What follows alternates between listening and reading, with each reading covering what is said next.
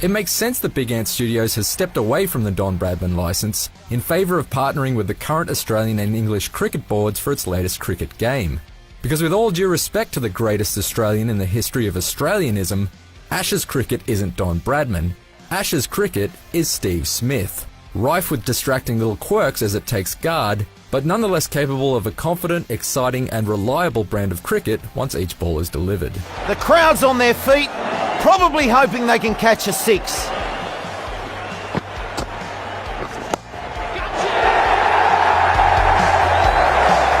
Off the bat and over the rope. Big Ant's latest just feels right in the hands. The divisive analog stick-based controls of the Bradman games return in Ashes cricket, but this time they're entirely optional.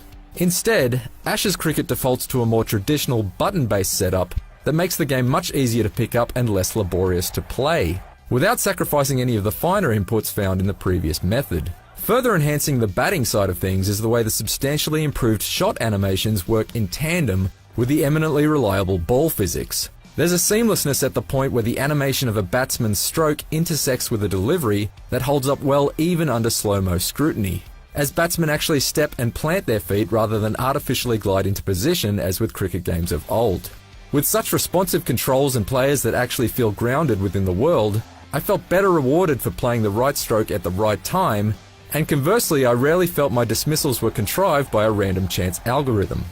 The AI is also noticeably smarter in Ashes cricket than before, especially in the way it proactively adjusts its fields to cut off your favourite shots and try and force you into making a mistake. Right. However, even on the harder difficulty settings, it doesn't always nail the more nuanced strategies of the game, such as knowing when to accelerate during a limited overs run chase, 6 to win. Can they do it?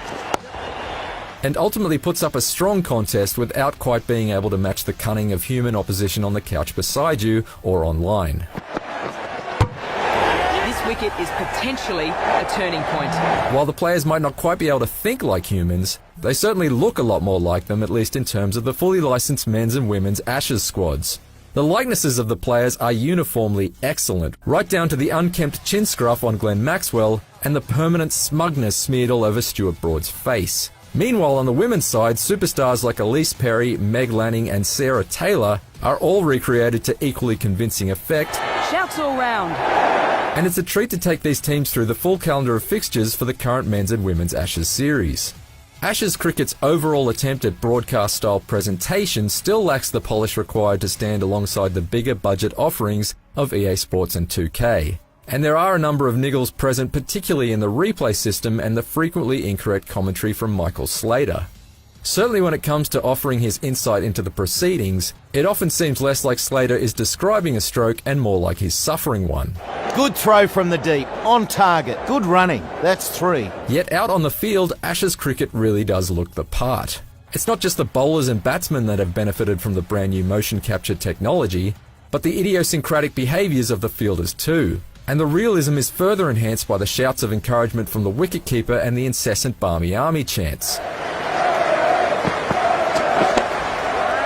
Ashes cricket might fall short when it comes to recreating the gloss of a modern television broadcast, but it's satisfyingly spot on in terms of simulating the feel of actually being at the ground.